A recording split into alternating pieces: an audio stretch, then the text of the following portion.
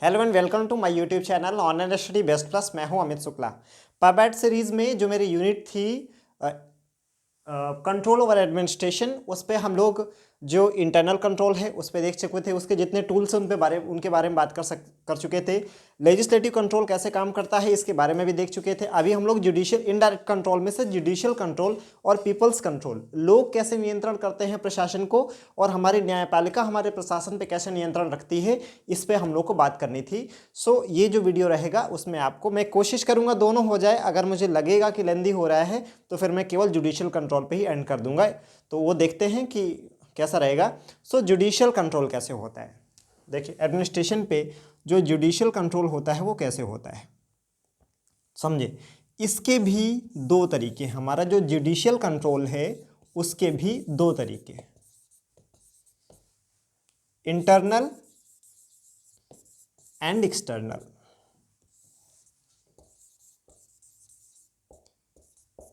अब जो internal control है इसको हम लोग फिर से दो पार्ट में ब्रेक कर सकते हैं। क्या? Original and appellate. अब ओरिजिनल में क्या आता है? ओरिजिनल ज्यूरिसडिक्शन क्या है कि यहाँ पे हमने जो ओरिजिनल ज्यूरिसडिक्शन, जो ओरिजिनल है उस जो इंटरनल है उसको हम लोग जो ओरिजिनल और एपिलेट में बांटे हैं वो ज्यूरिसडिक्शन के हिसाब से। कौन से वे एरिया हैं जो ओरिजिनल ज्यूरिसडिक्शन है? ओरिजिनल ज्यूरिसडिक्शन वो हमें ध्यान रखना है, वो ज्यूरिसडिक्शन जहाँ पर आप सीधे सुप्रीम कोर्ट जा सकते हैं उनको हम लोग बोलते हैं क्या?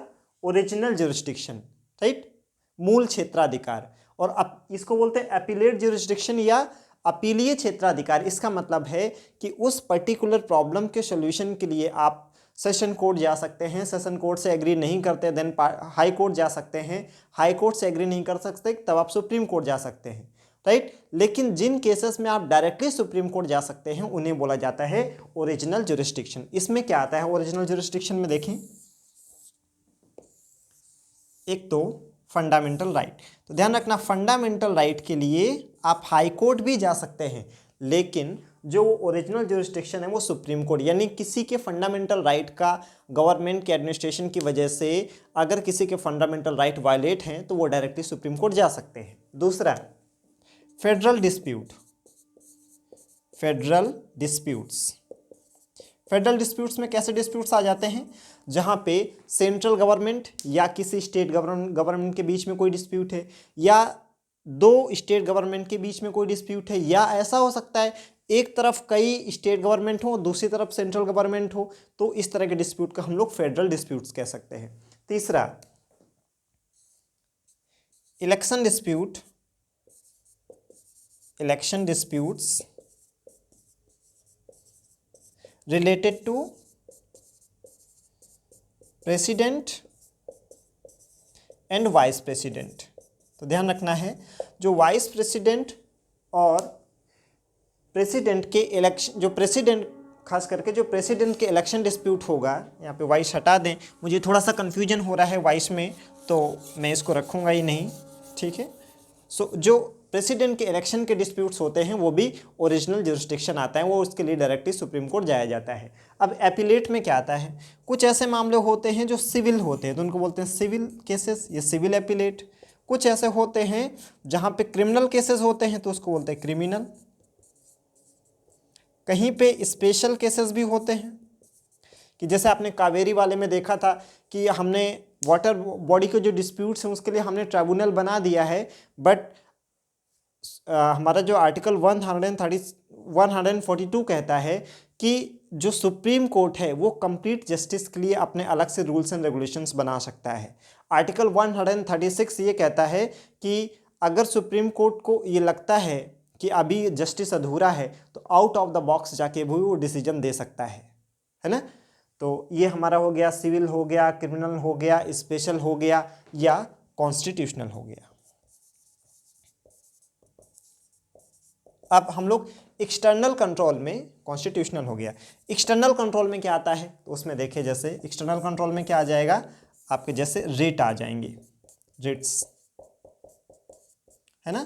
तो आप देखोगे जो आपका हो गया हैबियस कार्पस, हैबियस कार्पस हो गया, मैंडमस हो गया, क्यू वारंटो हो गया, एंड प्रोहिबिशन हो गया, एंड सर्ट्यूरेरी हो गया। ये रिट्स जारी कर सकता है supreme court under article 32, right, and these writs can be issued by the high court as well under article 226।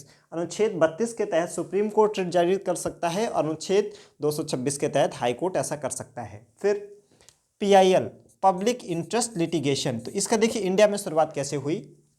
जब यूनियन कार्बाइड केस हुआ, वो भोपाल गैस ट्रेजडी वाला, तो उसमें जो ट्रेजडी हुई तो उसमें का जो कंपनी का ओनर था एंडरसन, राइट, तो जो नुकसान पहुंचा वो यूनियन कार्बाइड कंपनी के द्वारा। नुकसान पहुंचा किसको? जो भोपाल में लोग रह रहे थे, राइट, लेकिन जो केस डाला वो दिल्ली के एक आदमी ने डाला।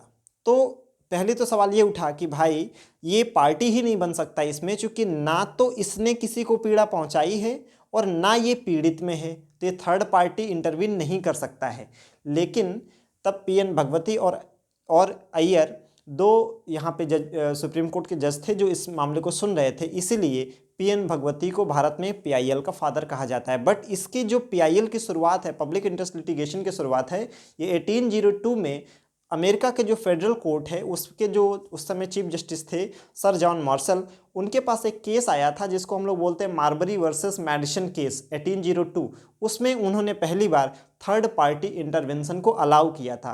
तृतीय पक्ष इंटरवीन कर सकता है किस कंडीशन में? जहां पर लार्जर पब्लिक इंटरेस्ट की बात हो तो कोई भी व्यक्ति मुद्दे को कोर्ट में जाके उठा सकता है। तो पब्लिक इंटरेस्ट लिटिगेशन ये बहुत इफेक्टिव टूल हो गया है to control the arbitrary manner of the administration of the executive. ठीक है, ये PIL हो गया, रिट्स हो गई, है ना, और जुडिशियल एक्टिविज्म हो गया, एटसेट्रा, राइट। ये हमने देख लिया ये कैसे सुप्रीम कोर्ट काम करेगा। तो PIL कहा जाता है कि सबसे आसान और प्रभावशाली तरीका है न्याय पाने का, ठीक है ना। इसलिए ये बहुत एक स्ट्रॉन्ग टूल के रूप में उभरा है कि कैसे हमारी जुडिशरी कंट्रोल करेगी। तो जुडिशरी का जो कंट्रोल है एडमिनिस्ट्रेशन पे, उसको हम लोग, मैं एक बार फिर से आपको बता दूं कैसे करता है।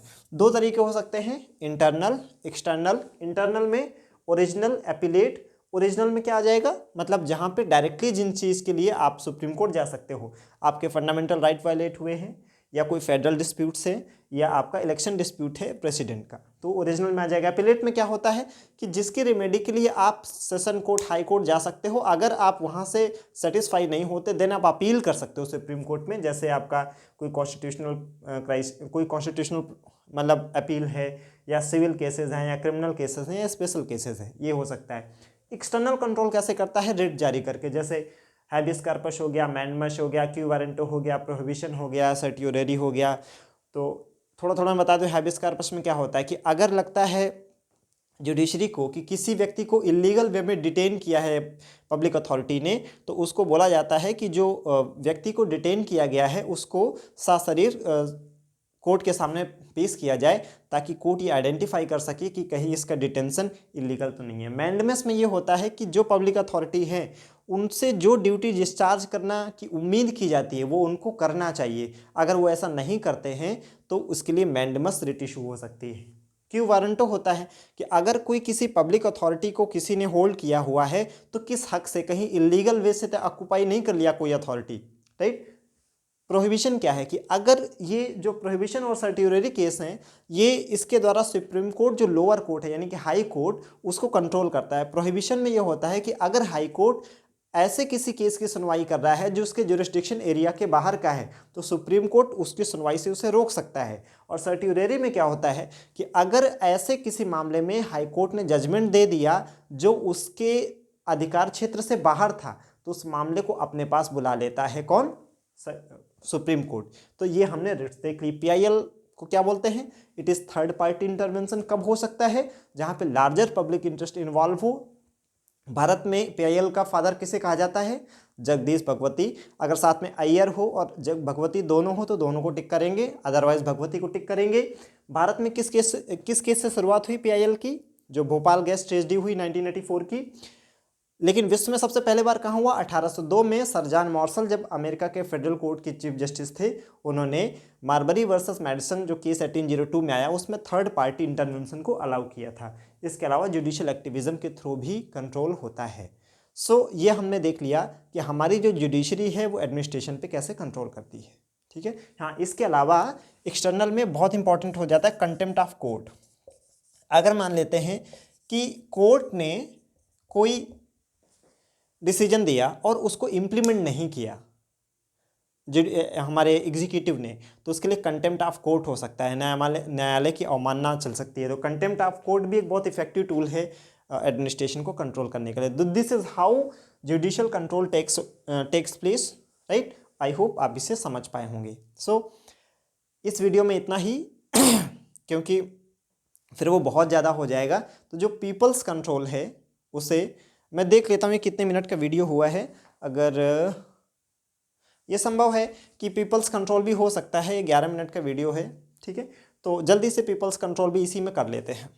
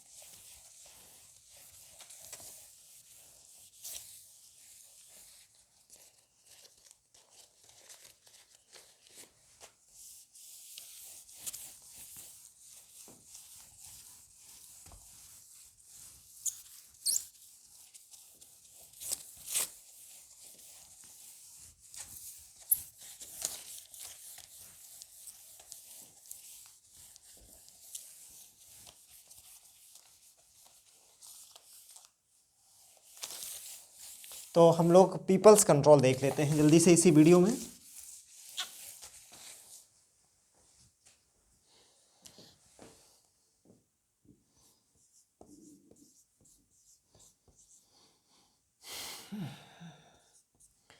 पीपल्स कंट्रोल कैसे काम करता है ये देखते हैं कि जनता कैसे कंट्रोल करती है हमारे एडमिनिस्ट्रेशन को। तो उसमें देखिए क्या हो सकता है, उसमें एक आपका टूल हो सकता है दैट इज सिटीजन चार्टर, दूसरा टूल हो सकता है आरटीआई, तीसरा टूल हो सकता है सोशल ऑडिटिंग, इसके अलावा क्या हो सकता है, मीडिया। ठीक, अब जो सिटीजन चार्टर है ये क्या है? तो these are some rights and entitlements of the citizen, right, to make our administration more accountable. This was started in 1992 by the British government, where it was known as Citizen Mark. So इसकी जो शुरुआत हुई है वो 1992 में कहाँ से हुई है? इंग्लैंड से हुई है, और तब इसे वहाँ पे कहा जाता था सिटीजन मार्क। बट 1997 में इससे इंस्पायर होके हमारी गवर्नमेंट ने 1997 में जब चीफ मिनिस्टर की कॉन्फ्रेंस हुई तो उसमें उन्होंने सिटीजन चार्टर को किया, right. So citizen charter are rights and entitlements of the citizen to make our administration more accountable, right. होता क्या है इनमें? तो किसी डिपार्टमेंट्स से हम क्या अपेक्षाएं रखते हैं, राइट, वो मेंशन की जाती हैं। जैसे आप कहीं स्कूल जाओगे या किसी भी पब्लिक ऑफिस में जाओगे तो वहाँ आप दीवार में देखोगे, वहाँ पे लिखा रहता है कि ये आपके राइट हैं, ये आपके राइट हैं। उसमें क्या क्या शामिल होता है? तो उसमें रहता है कि business transacted by department, business transacted by departments, यानी वो जो डिपार्टमेंट है वो किस तरह की सेवाएं देता है। दूसरा, डिटेल्स ऑफ द क्लाइंट्स, कौन लोग इन सुविधाओं को ले सकते हैं, डिटेल्स ऑफ क्लाइंट्स। तीसरा, ग्रीवेंस रिड्रेसल मैकेनिज्म, कि अगर आपकी शिकायतें हैं तो उन शिकायतों के निस्तारण के लिए क्या प्रोविज़न है। Contact number of the authorities, contact number of authorities, जैसे आप स्कूल वगैरह में जाओगे, प्राइमरी विद्यालय में तो जाओगे, तो वहाँ पे जो वहाँ का बीडीओ होगा, सीडीओ होगा, और जो तहसीलदार होगा, जो नियरेस्ट थाना होगा, वो वहाँ के प्रधान होगा, जो वहाँ का प्रधानाध्यापक होगा, अध्यापक होगा, सबके कॉन्टैक्ट नंबर दिए रहे होंगे, राइट। फिर details of projects completed, details of projects completed, projects completed and expectation from the clients, from the clients, कि जो जनता है उससे, जो लाभार्थी हैं उनसे क्या अपेक्षाएं रखता है वो डिपार्टमेंट। तो ये जो सिटीजन चार्टर होता है वो किसी भी डिपार्टमेंट को अकाउंटेबल बनाने के लिए होता है, आम लोग आसानी से समझ सकें। तो इसमें वर्ड्स के साथ में कई बार सिंबल्स का भी यूज किया जाता है ताकि वो लोग भी समझ सकें जो ज़्यादा पढ़े लिखे नहीं हैं। तो क्या होता है सिटीजन चार्टर में, ये चीज़ें होती हैं। अगर हमसे पूछा जाए कि क्या चीज़ें होती हैं सिटीजन चार्टर में, तो ये ऐसे आप पॉइंट लिख सकते हो। एंड कुल मिला के हम कह सकते हैं कि citizen charter ensures total quality management in administration. क्या करता है ये हमारे एडमिनिस्ट्रेशन में टोटल क्वालिटी मैनेजमेंट इंश्योर करता है, ठीक है। And it can be explained by following diagram, जिसे हम लोग शॉर्ट में बोलते हैं QCS वैट। आप इसी तरह से इसको लर्न कर लें कि सिटीजन चार्टर जो है वो 6 चीज़ें आपको देता है। क्या? QCS VAT. सिटीजन चार्टर क्या देता है हमें? QCS VAT। तो Q का अर्थ यहाँ पे क्या है? क्वालिटी, कि जो भी गुड्स एंड सर्विसेज हैं वो आपको क्वालिटी की मिलनी चाहिए। C मतलब चॉइस, S मतलब स्टैंडर्ड, V मतलब वैल्यू, यानी कि जो भी डिपार्टमेंट्स हैं उन वैल्यूज़ को आपको फॉलो करना है। ये क्या है? ये अकाउंटेबल है। एंड T से क्या है? Transparent, transparent. So citizen charter क्या है? These are some rights and entitlements of the citizens are the clients and which are to be fulfilled by the concerned departments. So what it ensure? It ensures total quality management in the department and it ensures following things, that is QCS VAT। Citizen charter के through भी लोगों को पता होता है कि हमारे department से हमारे क्या क्या एक्सपेक्टेशंस है, और जब आपको आपके राइट्स और इंटाइटलमेंट्स के बारे में पता होगा तो आप सवाल जवाब करोगे, जिससे हमारा एडमिनिस्ट्रेशन क्या होगा? अकाउंटेबल बन जाएगा, ठीक है। RTI, राइट टू इन्फॉर्मेशन, ये RTI एक्ट जो हमारा है, ये हमारा अंडर आर्टिकल 19(1)A, ये हमारे जो राइट टू स्पीक एंड जो फ्रीडम है, freedom of speech and life जो हमारा आर्टिकल है, उसी का एक्सटेंशन माना जाता है। अगर आप RTI फॉलो, अगर कोई भी अनक्लासिफाइड इन्फॉर्मेशन है गवर्नमेंट की, वो आप मांग सकते हैं। इन्फॉर्मेशन 2 तरह की होती हैं, क्लासिफाइड, अनक्लासिफाइड। तो RTI में केवल नॉन क्लासिफाइड जो इन्फॉर्मेशन होती है वही मांगी जा सकती है, क्लासिफाइड इन्फॉर्मेशन नहीं मांगी जा सकती। क्लासिफाइड इन्फॉर्मेशन में मतलब क्या आ जाएगा? जैसे ट्रेड सीक्रेट्स हो गए, या जिससे हमारे कंट्री की सिक्योरिटी एंड सॉवरेनिटी जुड़ी हो, एटॉमिक एनर्जी से रिलेटेड क्वेश्चंस हो, हमारे जो कि हमने कहाँ पे बम, अपने परमाणु बम हमने कहाँ छिपा रखे हैं, ये हम RTI पे नहीं दे सकते हैं। हमारे स्पेस मिशंस क्या हैं, हमारे स्ट्रेटजिक इंटरेस्ट क्या है, ये हम डिस्क्लोज नहीं कर सकते। और क्या क्लासिफाइड में आ जाएगा? जो पार्लियामेंट के प्रोसीडिंग्स हैं वो नहीं हो सकती हैं, राइट। ट्रेड जो सीक्रेट्स हैं, कि किसी कंपनी ने अगर कोई कुछ बनाया है, उसका अपना ट्रेड सीक्रेट है, वो आप RTI से नहीं मांग सकते हो।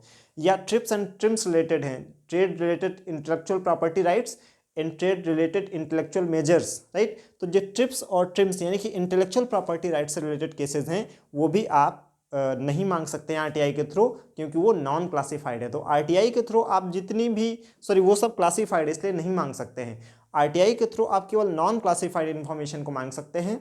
RTI में जब आप फाइल करोगे डिपार्टमेंट्स को, राइट, तो 30 दिन के अंदर उसे जवाब दाखिल करना होता है। लेकिन अगर कोई ऐसी इन्फॉर्मेशन है जो किसी की लाइफ से रिलेटेड है तो विद इन 48 आवर्स उसको देना होता है।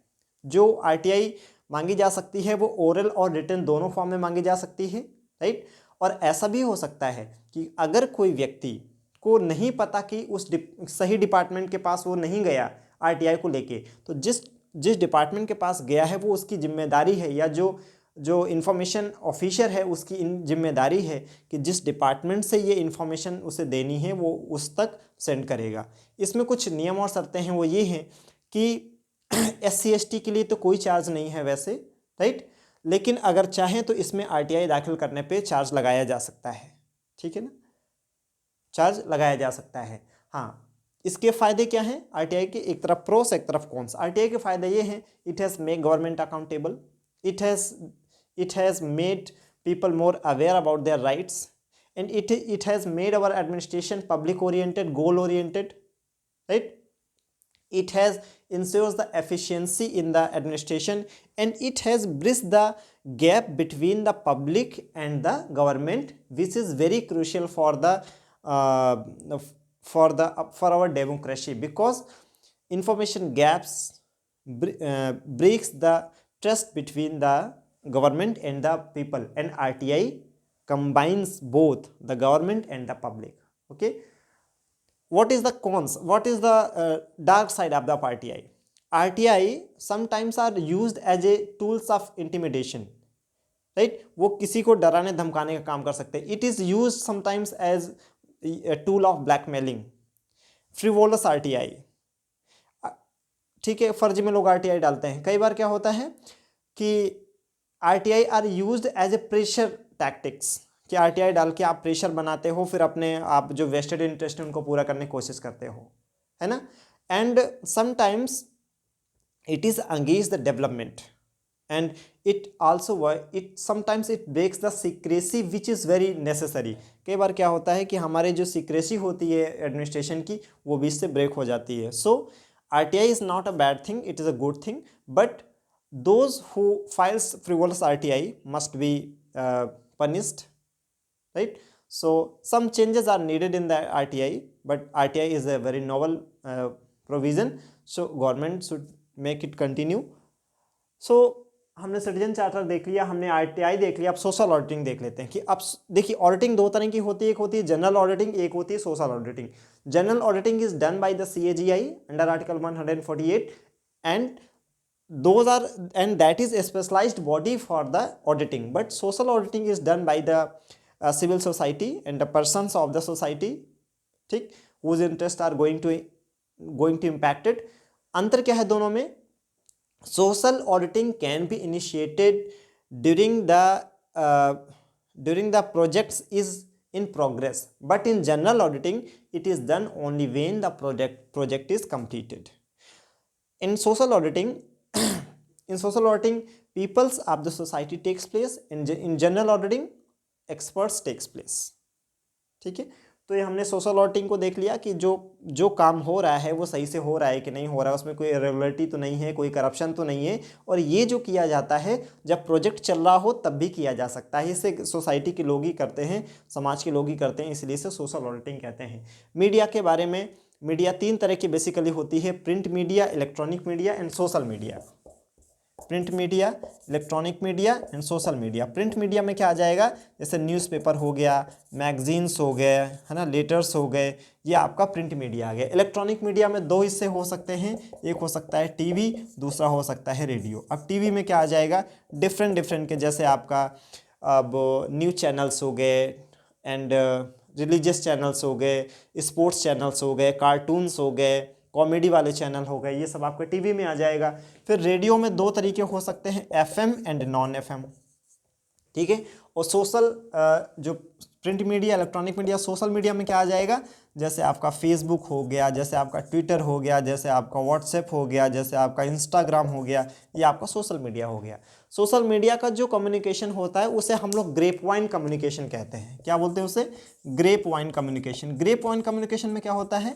इन्फॉर्मेशन का जो सोर्स होता है वो हमें पता नहीं चल पाता है कि ये जनरेट कहाँ से हुआ है। तो इसमें अगर कोई रॉन्ग इन्फॉर्मेशन है बहुत तेज़ी से फैल जाती है, जैसे हम लोग बोलते हैं वायरल हो जाना, तो यहाँ पे क्या होता है कि फेक न्यूज़ जो होता है, राइट, जो फेक न्यूज़ होता है वो बहुत ज़्यादा वायरल होती है। उसका रीज़न क्या होता है कि हमें सोर्स ईजिली नहीं पता चलता है, क्योंकि उसमें जो कम्युनिकेशन यूज होता है वो ग्रेप वाइन होता है, राइट। अब जो प्रिंट मीडिया है उसके रेगुलेशन के लिए जो बॉडी है जिसे हम लोग बोलते हैं प्रेस काउंसिल ऑफ इंडिया, ये रेगुलेटरी बॉडी है।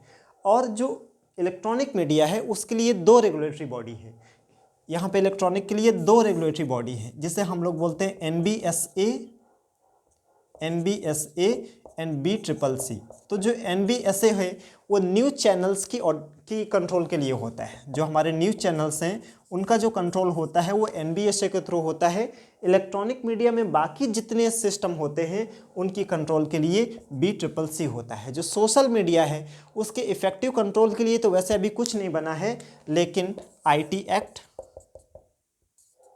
Cyber policy and guidelines of government, इनके थ्रू इस पे कंट्रोल किया जाता है, राइट।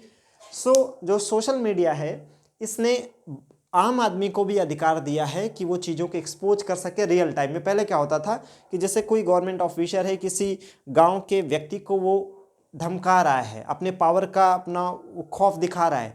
अब उस आदमी को सिंपली क्या करना है, मोबाइल पे अपना मोबाइल ऑन किया, रिकॉर्डिंग ऑन कर दिया, ठीक है, अब उसको फेसबुक पे डाल दिया। अब वो वायरल हो जाएगा, उस डिपार्टमेंट का जो कंसर्न हायर अथॉरिटी है उस तक पहुंच जाएगा।